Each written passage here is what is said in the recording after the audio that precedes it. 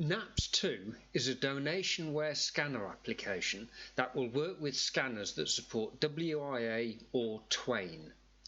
I use it because I mainly scan documents which need to be saved as PDFs, and NAPS2 gives me a lot of control over the PDF file. Download and install NAPS, which I have speeded up in this video. The first thing that you need to do when you run NAPS for the first time is to set up a profile. I have named the profile with the make and model of my scanner. You then need to select your scanner. I only have one scanner, so I just click on OK. The Brother DS740D supports WIA. I would try WIA first with your scanner. If NAPS doesn't work, then try changing to Twain. The DS740D is a sheet feed scanner that is capable of scanning both sides at the same time. I therefore select duplex. If your scanner can only scan one side of a sheet of paper, then select feeder. If you have a flatbed scanner where you put the sheet of paper on a glass panel and then close a lid on top of it, select glass. I use the default 24-bit colour. I'm in the UK, so I want to scan A4 sheets of paper which are left aligned. Resolution is a trade-off. The higher resolution, the bigger your PDF files and the longer it can take to process the files. I've decided to use 400 dpi, even though the DS740D will go up to 600 dpi. Scale is 1:1, i.e. the same size as the original. I leave brightness and contrast at their default settings. I don't want to autosave, since I may want to change the format or layout of pages before I save the PDF. Click Advanced to see more options for your profile. Image quality I leave as the default, however I do want to exclude blank pages. The scanner always scans both sides of the sheet of paper, even if there is nothing on one side of the paper. Rather than include a blank page in your PDF file, NAPS will automatically detect that there is nothing on the sheet of paper and ignore the scan of that side of the paper. I think you will need to modify these settings for each scanner. I experimented and found that the default of 70 worked for the white threshold, but I had to increase the coverage threshold to 70 for my scanner. The NAPS Profile Settings help page has some useful tips for setting the white and coverage thresholds for each scanner. If any pages go into the scanner crooked, I like NAPS to automatically de-skew the scanned page. I found that the default WIA version works with my scanner, but if you're having problems, then try changing this setting. The Twain setting is greyed out because this profile uses WIA. If you click on the down arrow next to the scan button, you can see that you can now hit F2 to scan using this profile. You now need to set up OCR, Optical Character Recognition. Click on the OCR button, then select your language and download. Then tick the box to make your PDF searchable. My preference is to change the OCR mode from fast to best.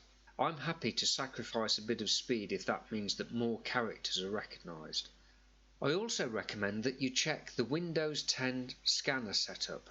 Open Windows 10 Settings with the Windows key and I, and then type Scanner in the search box and click on Printers and Scanners. Your scanner should be in the list. Click on it, then click on Manage, then Scanner Properties. In the window that opens, click Properties and go to the Events tab. When I press the Scan button on the scanner, I want the NAPS2 program to run. I do not want the standard Brother iPrint and Scan application to run. This screen shows that when the event Scan button occurs, NAPS2 will run, which will then scan the page. This may look a bit different for your scanner. For example, you may have more events. Make sure there is an appropriate event on your scanner that triggers the NAPS2 program to run. NAPS2 installation may set this up correctly for you. However, I think it's a pretty critical bit of the setup, so I've included it in the video so that you can check that it is set up correctly. Or you may want to tweak it to better fit with the way that you work. NAPS is now set up and ready to scan. Feed a double-sided sheet of paper into the scanner and press the scan button.